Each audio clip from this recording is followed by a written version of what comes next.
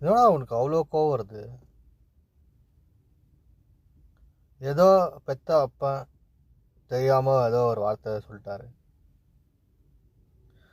அதுக்கு போயிட்டு அவ்வளோ கோவப்பட்டு ஏதோ பேசுகிற. ம் இப்போ என்ன பண்ணோம்? அவர் தலையை ஏற்றணுமா கை கால் ஏற்றணுமா? என்னடா டே, கோவத்தில் பேசுகிறாருன்னா நீ என்ன தப்பு பண்ணிக்குவ? அந்த ஃபஸ்ட்டு தப்பு பாரு.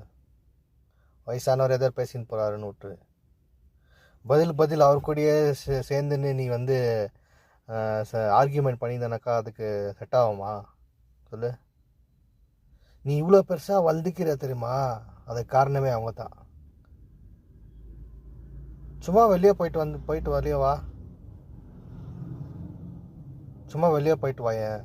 எவ்வளோ கஷ்டம் இருக்குதுன்னு தெரிஞ்சுக்கோ. இங்கேருந்து ஒரு 10 கிலோமீட்டர் வந்து பாரு, அப்போ தெரியும். ஆனால் அவங்க அப்பா எல்லாம் வந்து 20 கிலோமீட்டர் கூட நந்துன்னு போயிட்டு, ஏதாவது ஒரு காரணத்துக்கு 20 கிலோமீட்டர் நந்துன்னு போயிட்டு நந்துன்னு வந்து உங்களை ஏதோ பார்த்துருப்பாரு.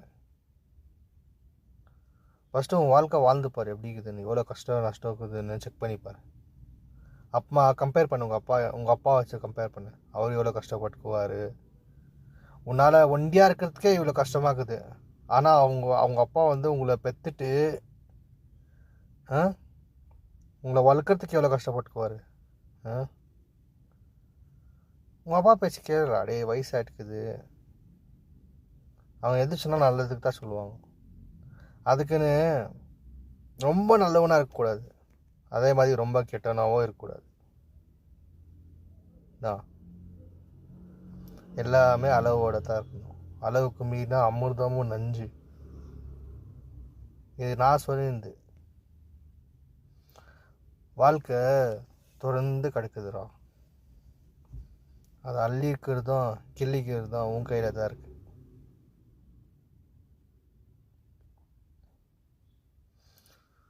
எப்போவுமே ஒன்று யோசனை பண்ணிக்கோ. கோவப்படுறதுக்கு முன்னாடி ஒரு வார்த்தை விடுறதுக்கு முன்னாடி மைண்டில் ஒரு வாட்டி செக் பண்ணிக்கோ, நம்ம பேசுறது கரெக்டாக தப்பா. அதுக்கப்புறமா ப்ரொசீட் பண்ணு. ஏன்னா 1 2 3 சொன்னால் தான் நம்ம ரன்னிங் ரேஸ் ஓட முடியும். சின்ன வயசில் ஸ்கூலில் கூட சொல்லி கற்றுக்குவாங்க. அதுக்கு முன்னாடி நிறைய பேர் ஓடிடுவாங்க. ஏன்னா ஆத்திரம் அவசரம். அதில் கூட செக் பண்ணிக்குவாங்க, ஆத்திரம் அவசரம் யார் யார் இருக்குதுன்னு.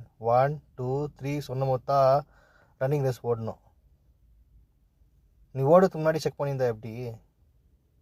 வெயிட் பண்ணு, வாய்ப்பு வரும். முடிஞ்சிச்சா?